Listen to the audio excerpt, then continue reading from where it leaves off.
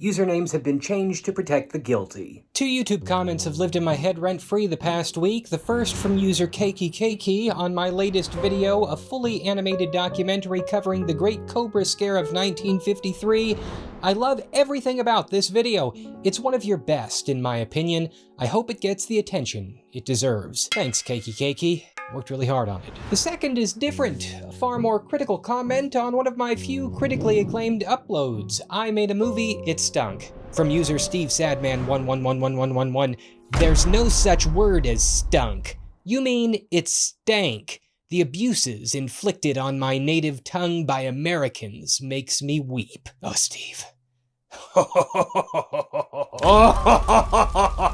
Stunk's not a word, Steve?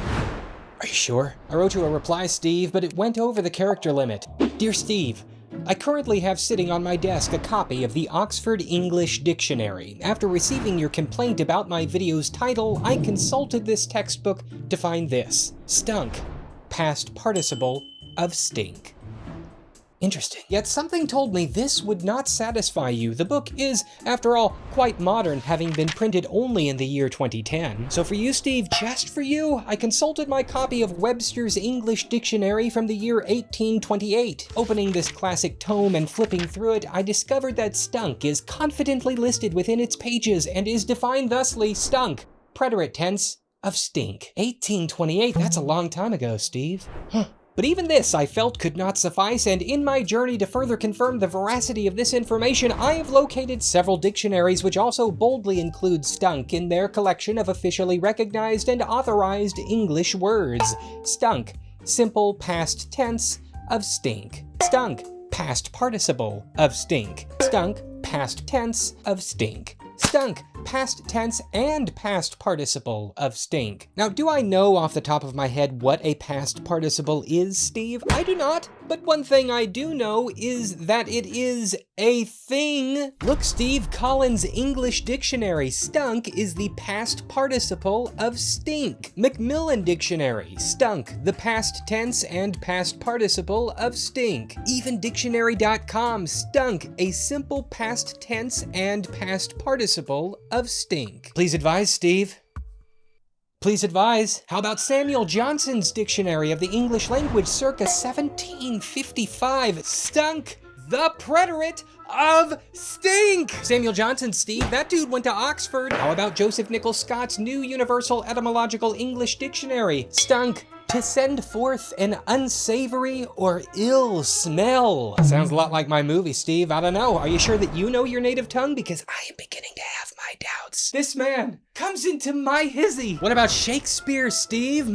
From which state of the Union does he hail? Because he used stunk not once, but twice in his plays. Pericles 1609, The Tempest 1610. Tell me all about the abuses that Shakespeare inflicted on your language, Steve. Because the way it looks to me, good sir, is that maybe, just maybe, you didn't know your stinks from your stunks as well as you thought you did. I eagerly await your public correction. Yours sincerely, Austin. Now granted, Steve, I did reply to your comment with an abbreviated version of that message, as you well know. And indeed, I did return to your comment later on with the hopes of taking a screenshot. Was I going to print a full-size poster of the comment thread and hang it on my office wall? Perhaps. But as I searched your name and attempted to capture the conversation, I discovered to my great astonishment that 1 hour after my initial reply, your comment was nowhere to be seen. Why'd you delete it, Steve? What happened? It's okay, Steve. We all make mistakes. It's the internet. I make them all the time. In my new video, I said India was 1,000 miles from Missouri. It happens. What am I doing? Look, we're human beings. Nobody's perfect. Relax.